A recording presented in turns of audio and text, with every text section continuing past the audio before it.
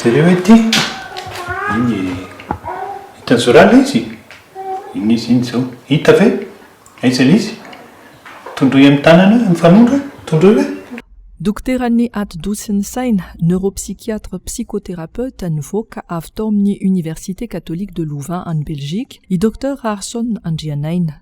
Entony izy no efa naniry ny mpitsabo ary nofinofiny tamin'izany raha mba ho lasa mpivarokena izara hena ho an'ny mantra. Ny 7/7 izy no nitodi-doha teto Madagasikara ary nanokatra ny toeram-pitsaboana CDN sy CECT niaraka tamin'ny andefimandriny izay mizaka ny zom-pirenena Belge. Izy no nanangana ny fikambanana AMAE mandray an-tanana ny voan'ny aretina andro be sy manampy azy ireo amin'ny famoronana asa ivelomana. Zany aretina andro be zany dia aretin'ny mpamosavy marina ve zany sa tsy marina?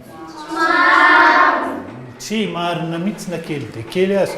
Notolorana ny marim-pakasitrahana prix Jansonnet 10 avy tamin'ny Université catholique de Louvain i Dr Harson. Izy irery ihany no mpitsabo vahiny nahazo izany loka izany nohony ny fandraisany andraikitra teo amin'ny fiarahamonina sy teo amin'ny sehatry ny fitsaboana ny Atodosiny Saina.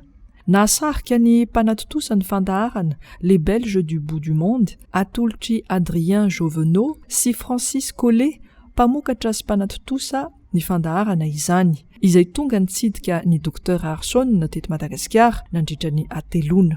Amin'ny 4 Desambra izao, ao amin'ny radio sy télévision La Première RTBF no anarahana ny fandaharana, izay mampafantatra ny fiampiainan'ireo Belge pila ravinahitra manerana an'izao tontolo izao sy maneho ihany koa ny hakanton'ny firenena misy azy ireo mba hisarihana ny mpizahatany toy ny teto Madagasikara.